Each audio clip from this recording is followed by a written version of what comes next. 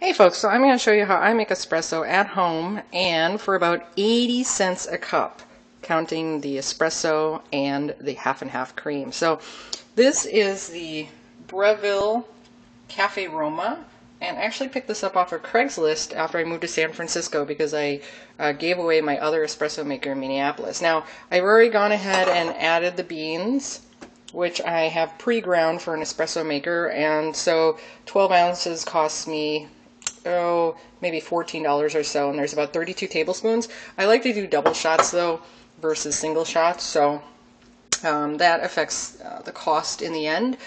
Here I have one of the Demitasse cups ready to go ahead and collect my delicious espresso. If we look on the underside, I have everything all prepped. I've already tamped it down, and I use a combo measuring and tamper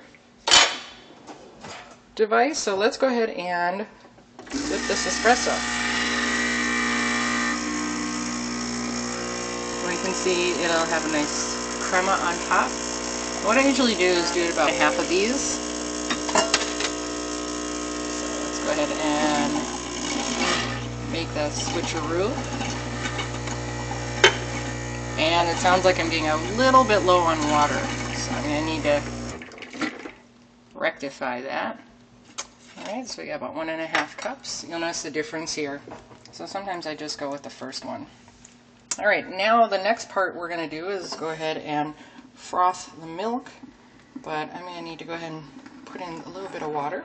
So let's head over to the very exciting sink here. Just grab a bit of water. Alright, and the nice thing with this espresso maker is I can either take out the entire water reservoir and fill that up, or I can pour into it. And usually, there we go, it's about the best job I can do with one hand. Alright, so we see that the power is on and the heating element says that it's ready to go. So what I've been doing lately now is putting a cup under here first to catch some of the liquid that comes out as the steamer is getting ready. So we'll go ahead and let it kind of collect that liquid. So it's just pure steam. If it looks like it is.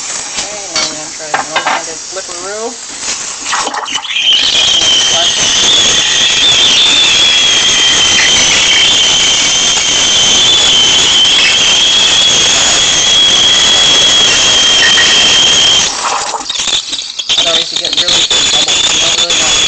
I like to use half and half because it makes it creamier. So we'll just let this go here for a little bit. And you know, the bottom of the cup should be hot. I used to, you know, look at the temperature and all that. Now I just go by feel, so it's not such a big deal. But basically, after this continues to froth, you'll notice that little tiny bubbles form. But we still have probably about another 30 seconds. And it makes this weird, like, pounding sound, but that's just it, you know, pushing the hot water into the boiler. The other thing I like about this system, once we're done, I'll show you how it goes ahead and it actually gets rid of the pressure that's built up. With my other system, I had to manually flush the boiler, but this one, it's built in. It's very nice. So, alright, so we'll just let that go. One of the things I do is I actually use our cake stand here to chop it up. So let that go ahead and touch the bottom. And it's getting there. It's getting warm.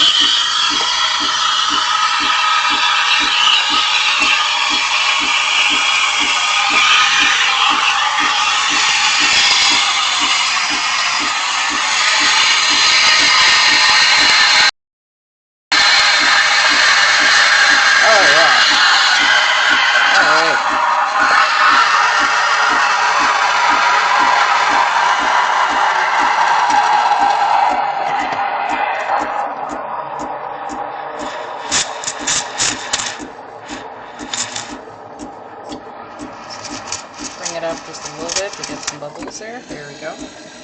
And now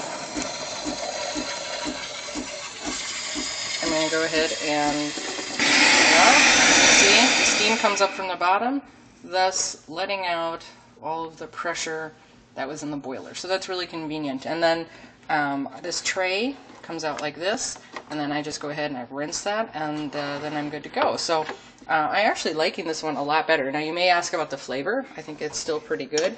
So now that the boiler has been flushed, I can just go ahead and turn it off. Go ahead and grab my freshly frothed half and half and my cup. And I also used to warm up my cups and stuff. I don't really do that anymore. Here's the water that we got from the steam wand. So now I will go ahead and take this delicious double shot. You can see the crema in there. Look at that. It's like nice and thick. Sometimes I pour the half and half in there to kind of grab that tasty crema. So if you go like this, see, doesn't that look tasty? I kind of grab that. And if the second shot, or this should actually be the third and fourth shot, because if you do a double, it makes the first one very strong versus being able to do two. But this is very watery, so I'm actually not going to use that. And then I'll continue to go ahead and pour in the rest of my hot half and half. And I am not very good at making any shapes yet. Like, you know, you've probably seen these baristas and they're like, oh, look at all these. Yeah, so I just normally make like abstract art, and I'm like, yeah, look at that. So this would be called Lonely Snowmen. So that's how I make my espresso at home, and I save $4 to $5 without having to head over to the coffee shop. Take care.